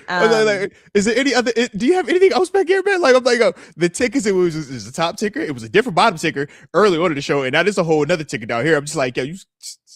Shout out to you. All right. A woman shout out to you. Would never reveal all of her secrets. Shout out to you. Because wow. Okay. And never reveal all of her secrets. But because I happen to like you, I happen to think you're pretty cool. This is a great point in the show to just say that the Steelers legend has 16.5 total NFL career sacks. All right. If you have 1 sack, 0.5 sacks, any sacks in the NFL, this is a great opportunity. The ticker is now at the top for you to let me know in the comment section below what you are, how many stats that you have, what are your records? What are your things? Because 16.5 sacks in the NFL is phenomenal. So there's that. The man has solo tackles. He has forced fumbles. He has recovered fumbles. He has all of those things. So I am just calling it out here, just the guy, because it is very important that we give this man his flowers. You know what I'm saying? Like people do let me clear my throat. I've received all the people flowers do that I've amazing needed to receive in life, and sometimes we just act like they're just normal things because time has passed. That stuff is not normal. Okay. It doesn't matter how much time has passed. This man has 16.5 sacks in the NFL. Are you kidding me? So we're going to talk about it. Look. Every show I'm on, I will mention it. It will be on here. I have tickers, and when I need to click on them, I will click on them. So there's that. David, I have no clue what you're even talking about. So if you have a question you want to ask in the chat, I have no clue what you're talking about. You have just way too much time was on your hands. All right. This took like 7 seconds. Time. This is no so way this easy. took 7 seconds. This is so easy that I can teach you how to do it. Absolutely not. This is not. Let's make a deal. Okay. Mm-hmm. When this is over, I'm going to, it will take me maybe 15 seconds for me to show you how to do this. And when it takes you 15 seconds, when next show you need to come back and say, you know what? She was right. It took 15 seconds. Okay. That is how easy it is. So I'm just saying, I just happened to see this and I was like, I want to test this out. Ooh, great idea. You should pull up every quarterback he's sacked. Yeah, I might get a ticker on that. That's a good one. And I can just add these. Man. Yeah, that's a great idea. About Lloyd. I have no idea. Did you see a comment about Lloyd? I don't even know who Lloyd is. David,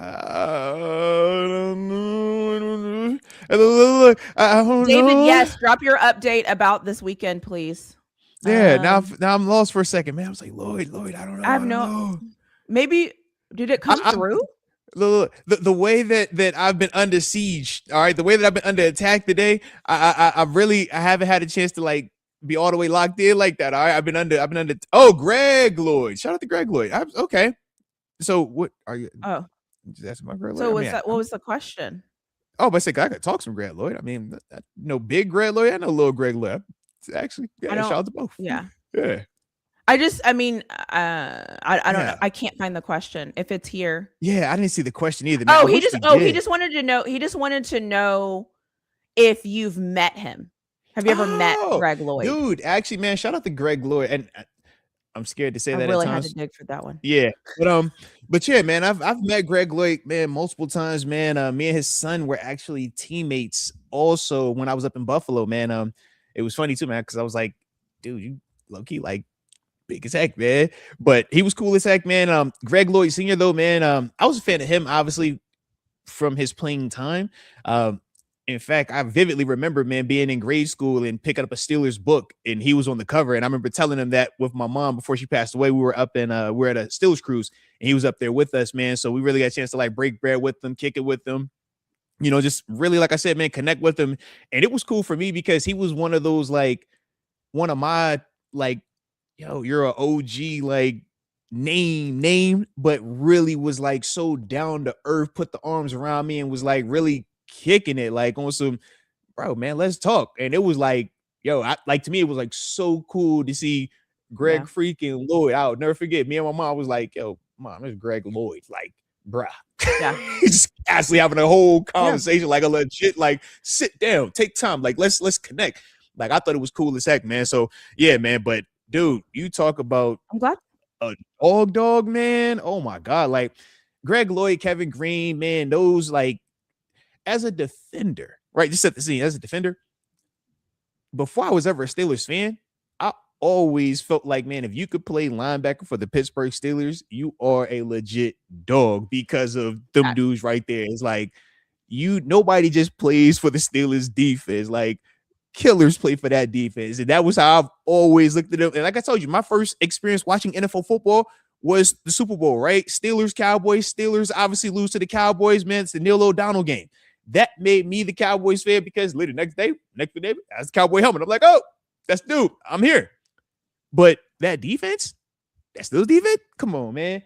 Forever always thinking about that, man. Back with them OG, like, plastic face masks at time, man. Levon Kirkland and company, like, think of all of that, man. So absolutely, man. Shout out to Greg Lloyd, man. I love that. Also, I just want to address something. I'm not going to even dignify it with putting it on the screen, but I think that I'm going to say this tactfully.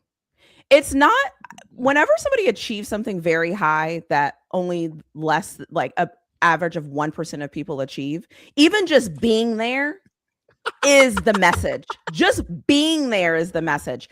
Having a stat is amazing. Having any stats and a multitude of stats and being a person that you're actually watching on the screen as you're here, that's what's embarrassing.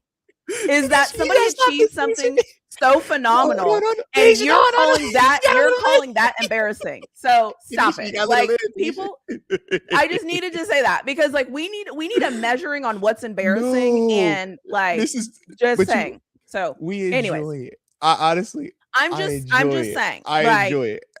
Like, that's my show. I can't imagine watching somebody and saying anything about that. Tanisha, I'm sorry. No. You know what you say? You right, bro. You better than me, bro. You got way more than me, baby. Listen, all right? I'm with you. I'm from Texas. So you know what you say? You say, that is ridiculous. You're ridiculous. Grow up and bless your heart, and you keep it moving. So we're going to the super chat.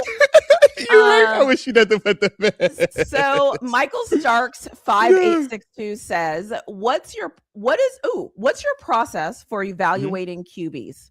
If you don't have a process, what's your process for evaluating defensive linemen and linebackers? I kind of like this question. Moats has more of a process than I ever do. So, oh my, I don't have any crazy. Well, when it comes to evaluation, though, because for you're able to see different things than I would. So with quarterbacks, right? For me, man, I always start with the 3-game thing, right? I like to watch 3 games just so I can get a feel for just overall how they played, man. Because some dudes look great in one game and look terrible in another game. Some dudes will look terrible in a game and a half, and then it's like the other game and a half they look elite. So it's like I just want to have at least some options or different. Man, this was a really good defense. This was an okay defense. This was the middle of the pack, and it's like, yo, you just kind of go from there, and then from there it's like, all right, arm strength. Can you throw the deep out, right? When you're on right hash and you're throwing that 15 to 20 yard deep out to the left, right? That left sideline, because that's going to tell me arm strength. Because at the NFL level, our hashes are more condensed. So that's a lot longer of a throw. It's a lot harder of a throw at this level compared to collegiately at times when they're making those throws. So that's the thing that I want to know from an arm strength standpoint. Then I want to see, man, how tough are you? One of the things I loved about Shedeur coming out of college, right? Shedeur Sanders was, man, not the fact that, man, this dude holds the ball too long. No, it was the fact that he always got up. It's the fact that, man, this dude was one of the most most sacked quarterbacks, and he always got up. Mm-hmm. That matters, because lets me know toughness, because at this level, you are going to get hit and hit a lot. Why? Because if dudes like me who barely did anything for 9 years and had what we had accomplished, it's some real life killers out there. You feel me? Yeah. So that's the part where it's like, man, I need to know that you're going to actually get up. You're not going to just cut and run because you're inconvenienced. You're not going to seek comfort because you decided to do something that didn't have the type of, cachet. And, it's not revered the same way. We don't hold that against anybody, but that's kind of how we would look at it at times. So I want to see all of that with that quarterback. I also want to know, is he a leader or not? Is he a front runner? Because there are a lot of people in this world that are front runners. There are a lot of people in this world that don't like to feel less than. And when they do feel less than, they try to tear down for the simple sake of tearing down. Lash out. Right? Yep. But that's what you see at times with quarterbacks. It's like, when they get all the praise and everything's going well, man, they're the best guys. They high five everybody. Then when they start throwing picks, something gets wrong, they get hit, they want to point the fingers. We don't want that. That was part of our concern with Aaron Rodgers when he was coming over here, right? Could he be a good teammate? Could he, in the face of adversity, remain calm, not seek comfort, not minimize his role, not say, hey, man, because you're doing something that's getting a little bit more attention than is making me feel less than, I'm not going to shoot you down. I'm actually going to praise you and say, you know what? Dang, you are inspiring me to be better, right? That's the thing that I wanted to see. And that's what Aaron Rodgers was giving to us this year, right? On numerous occasions when he had plenty of times to do what? Point the finger, get at this, get at that. So when I'm looking at quarterback, I'm looking at all of those things. And that's just, like I said, the small foundation of it. Now, D-line, linebackers is more in depth because that's my natural position. That's what I've done for so long. So there are going to be certain things. For how long? Since I was defense was 7-8 years old. Yes, okay. I've been doing this for a while. Some people identify what they're passionate about and they are able to, formulate a career path, stay disciplined, make sacrifices, and ultimately be a playmaker and go get what they desire. Others, it's like, they take different approaches, different routes. There's nothing wrong with that, to each their own. But for me, because of that background and because of that experience, I am able to look at this and say, the same way I'm going to have to talk footwork with quarterbacks, because quarterbacks are built from the ground up. Everybody wants to start with the arm. What did the foot look? Check the feet, right? That's one of the big things, man. You got crazy feet. The arm's going to be all over the place. Accuracy all over the place. That's how it goes. So when I look at defenders, the same thing, man. Does this guy cross over or not? Man, if you're a D lineman, are you false stepping when you come out of your stance? LBs, where are your hands at, man? Are you out here trying to bear hug or you getting to them nipples? Like, I want to know, with all due respect. Yeah. I was like, here we go. Starting. So I started to think of all of those things when I'm evaluating it. And it's the same process, though. 3 games, always got to watch 3 games. I think, once again, you heard me say the 3 games on offense, same thing with that on defense. And that's, how I build that up and just kind of go from there. But it is a timely process at times, though. Yes. Yeah. It's interesting. That's why I said on the show that we recorded with Mark, it's like, I'm going to be paying attention to these quarterbacks, just like slightly, just kind of looking and seeing what's going on, just to see if anything pops, just to see if anything speaks to me, because you never know. I mean, you just never know what they're going to come out looking like. So the evaluation process, though, is always interesting, because I feel like if you ask probably 75 people that have been in football in this space, seen so many different things, everyone's probably looking for the same thing, but the value people place on the different things they're looking at might be different depending on the person. But that's what makes it fun. That's why it's like, go ahead. Okay. I didn't mean to cut you off. Go ahead. No, I was going to say, it's why it's like different strokes for different folks, whatever. Facts. Go ahead. Well, and I was going to say the other thing too is when we're evaluating, at times, this is the tricky part. Looking at a player where he's at currently versus projecting what he could develop into. Some people, like when we talk about these quarterbacks, right? And we joke about the draft, would you draft quarterback? And the first thing you'd be like, hell no, why wouldn't do that, right? And it's like, to a degree, yeah, but that doesn't mean a quarterback can't develop. right? That doesn't mean a player can't develop. And the only way they can develop is by doing what? Getting them on your roster.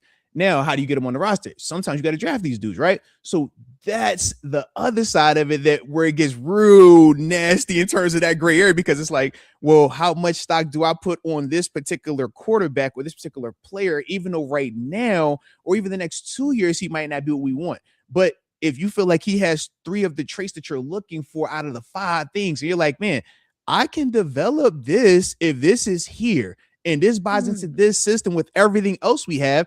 I don't need you to be Patrick Mahomes. I need you to be Sam Darnold, right? Those are that's the devil's advocate part to some of these players. And that's what makes the draft kind of all over the place, because you don't know specifically what this team is drafting for or what they specifically see and what their plan is 3 years, 5 years. And that's the part that has us at times like scratching their head, like, why would you draft that guy? Why'd you do this one? But that's the thing though, right? Where it's like this, I'm now calling it the Sam Darnold effect, where it's like, how long do you wait? How long do you wait? How long do you develop? And depending on what you believe in and who you ask, some people might say, listen, he needed to go to 5 teams to get better, right? Some people might say, well, if they would have waited on him at the Jets, he could have. The point is we never know. Everybody develops differently. But I think the one thing we forget about just in life, and obviously it happens in football, is just because I have certain talents, I might not be able to get those talents out of me based on the coaches and how they're talking to me. It just might not work for me. And I think that is okay. Sometimes we just assume, like, just because you're here and we think it's a perfect situation, sometimes that situation doesn't work for you and like what you need. And I think that is huge. And you hear people say all the time, like, that would be a good situation for them to go to. That would be a good spot for them to go to. And I think sometimes that sounds good, but maybe you're speaking to me, maybe you're yelling at me, or maybe you're not yelling at me, and I need somebody that's going to yell at me. That really gets me going. I don't need a calm guy that tells me I'm going to figure it out. I need somebody that's going to be like, no, you need to figure this out. What are you doing? Right? Everybody has a different thing. And I think that so many times we focus on, oh, but the situation was perfect. But was it perfect for him and like what he needed? And we don't know the answer to that. So that's the other thing that kind of gets a little weird sometimes with some of these players. Well, in the NFL, the league as a whole is designed for parity. And I think that's the other part. People want control. That's why they get upset with gambling, right? Because why is it that if this team has all of these advantages, how do they lose? Or if this team was supposed to win because it was X amount of time left on the clock, but they lost, how does this happen? It has to be rigged. It has to be something. It's like, dude, we say the greatest quarterback is Brady, who was drafted in the 6th round. Right. Not the number 1 overall pick, but we put so much stock in first round. Number 1, it's like, it's more dudes that have played longer and are in the Hall of Fame that aren't first rounders than the dudes that are the first round. It's like, but in our mind, it's just, how can we control it? And we think that if this is safe, this has to be. And that's when we saw this argument last year with the defense. It's the highest paid defense. Why isn't it great every game then? It's the highest paid. It's Aaron Rodgers. He won a Super Bowl before. He's 4 times. Why is he the perfect? It's like, it's parity. It's not going to be like that. And you're going to have some games where defense, offense, everybody looks great. Sometimes where it's just one side looks great, right? But it's never a consistent, just black and white. And I think that adds to the feelings and why we also love to tune into the game. Yeah. Well, we're going to end this show. Before we sign off, I would like to know, what is something, when you watch the combine this year, what are you going to be paying attention to? What is something that you're already excited for, you're already thinking about, and you're like, this year, I cannot wait to see what is it for you? Yeah, for me, it's always linebackers and running backs running 40s. I don't know why. I just love to watch those dudes run because I feel like they're the blend, right? You'll watch a linebacker or running back run that same 4.3 that little wide receiver runs. But at the same time, you'll see that linebacker or that running back lift that 225 just as many times as that big boy 330-pound lineman. Yeah. And to me personally, I feel like they are the perfect athletes, the ones that can do it all, especially my linebackers. You know, running backs, they cool, but running backs fumble the ball, all right? But that linebacker, it's like, man, you got to be able to guard the slot receiver. You got to be able to guard the tight end. You got to be able to run with the running back. You got to be able to hit and be physical with the running game, right? You also got to be able to hit these linemen. You got to be able to do it, and you got to be smart. You got to be able to communicate. It's like, I want to see them dudes run, man. I want to see who are the outliers, who are the guys that are big speed, man, because that's what the NFL is. It's big athletes, big speed, man. Anybody could do it when you 90 pounds. Show me when you 270 pounds when you go run that thing, man. When Mark did an excellent job when we were talking about Brian Thomas Jr. and Xavier Worthy. It's like, yeah, the 40 times were a couple tenths off, but it's about 50 pounds difference in these players. Like, that's what I want to see. Absolutely. Yeah. And I know my LBs and running backs going to give me that, but it's not going to be, oh, it was an elite time, 4.8. No. Shout out to the big guys, though. All right. I want that, that, who going to give me that 4.3? Okay. Yeah. Who will drop that thing on me? 220, 230. Yeah. I want to see. I'm the opposite. I want to see the big guys. I want to see the big guy. I want to see the big defensive lineman moving. I want to, and this is going to sound terrible. Right. She said size matters. All right. You heard what she said. Size matters. She said, not these little dudes who want big dude. All right. Size does matter. All right. Anybody that tells you size doesn't matter means that, you're probably not up to par. But I love when they're in their uniform or they're in their little shirts and their things, and you can see everything running with them. Yeah. It is. I also love the human body. Like there's so many things our bodies can do as people. Obviously, being a woman, there's so many things my body can do. Just I'm being a woman, and then watching these athletes, like I'm obsessed with the human body. So anytime I see a guy 305, 6'6", or whatever, just get out there in all of his glory, and he's like moving. I love it. I watch every single run. The second time I'm like, ooh, like I love it. It is a must-see TV. I have to watch it. So yeah, on Thursdays and Sundays, and then the offensive linemen, because I have an offensive lineman thing. Nobody cares about them, but man, I'm up in there because somebody always surprises the people that are watching.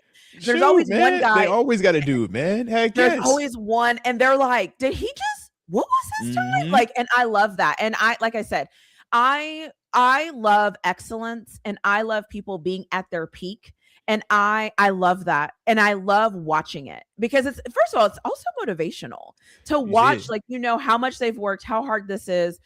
People would only dream of being there, even if they want to act like they don't care about to be like, if the NFL Combine called anyone, people would show up, right? Like people would show up from their house, even if they act like they never wanted to play football a day in their lives. If they called me tomorrow, I would be there, okay, making a fool of myself just for the opportunity.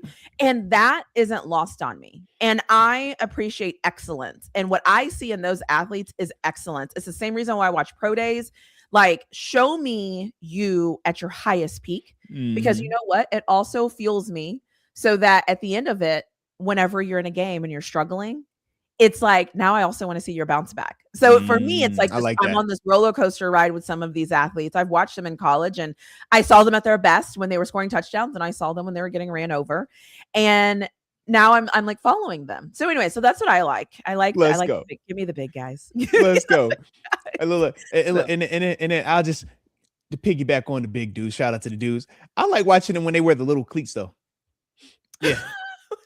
Because you never see it in the game, right? In games, they wear the big, thick, extra high top. Yeah, but then when it's like everything. When they're running, they put the lower receiver. I'm like, bro, them cleats got a weight limit, fam. What you doing? I always say, my friends, like people that know and love me, always laugh at me because I always say this is the most stripped down you ever get to see an offensive lineman or a defensive lineman. Seriously. Because they don't walk around with their shirts off, and they don't do they got all the stuff on their hands. Right. They don't do all of that. So this is the only time there's nothing on their hands. They're not wearing shoulder pads. There's nothing on their legs. They're not wearing braces. They're not. And for a lot of these college athletes, this is the first time going into the NFL. They're not going to be wearing all those braces and things on their knees. So I don't know. It's like, it's always interesting to me to see them, how they actually look, because you never get to see them otherwise. They don't walk around shirtless. Let me tell you something. The only people that might walk around shirtless are like the defensive linemen, because they got a couple of screws loose. But like the offensive linemen aren't. So anyway, so that is what I love to see. And so shout out to everybody that will be at the Combine. Shout out to everybody that's made it, got the invite, that is going to show up, show out. And even if you don't show up and show out, you still have the opportunity. The fact that you get to go, man. Seriously. And it's not over, right? This is just a step.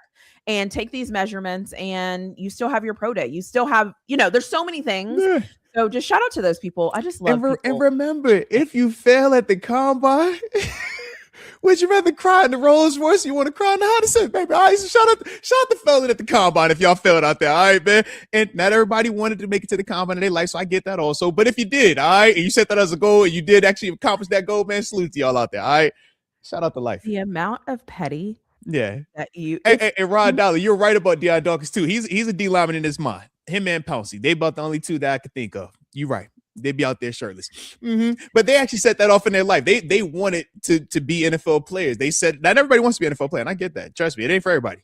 It's a lot of people that can't do it. It's a lot. It's like don't even think about it. Ton of people that can't do it. Yeah, I think about it all the time, and I can't do it. So imagine the people who think about it, who try to act like they never thought about it. It's amazing. Hey, Tanisha, are you going to join that stream on Limestone? Are you, or you don't really care about that because that ain't something you want to do when you grow up, huh? Oh, I ain't know because I don't be tuning in if I ain't like if it's something I ain't passionate about. I just wonder. I just that's always my bad, guys. All right, listen, I'm good. I'm hungry. You hungry? Get some lunch, man. Get some meat. On Moats. I just wanted to say. I just need to say something. A lot of people will never understand you. And some of the things that you say, I need you to know, and I need the world to know that I understand it. And everyone in their life should have somebody like Arthur Moats, not just because you're a Steelers legend, not just because you have all these stats in the NFL, not because you have achieved something that less than 1% of people achieve on this planet, not because you're an amazing human being, not because you're an amazing husband, amazing father, and amazing all those things. It is because your ability to understand human dynamics and to laugh at that is amazing. And the fact that you are so accomplished and you've experienced so much stuff in life that you are so comfortable with that you can spot BS from a mile away. That is a skill. Not everybody has it. Not everybody has the skill. I'm just saying because everybody isn't everything and some people are everything. And I'm just saying you need to figure out which one you are. So anyways, we'll end on you with my positivity at the end of this. So hey man, I'm simple, man. Peace, love, and tranquility out there. All right, guys. Or peace, love, and low donuts, okay? And if you ride Dollar, man, my favorite player is LeBron James. He's also 6'9", 260. All right, fellas. So we're on the same page, baby. All right. But other than that, man, shout out to everybody. All right. Shout out to everybody. There it is. We'll see y'all next week. Whatever in life have you accomplished being negative about it or having a bad feeling about it? You're never going to accomplish anything. You actually are never going to start anything because you're always going to wonder it's not going to work because of this. It's not going to. It's like, get out there, push yourself, go do the thing that you're scared to do. Yeah. If you're listening to this, go do the thing that you're scared to do right now that you've been thinking about doing for weeks, months, years. You're not doing it because you're terrified. Go do it.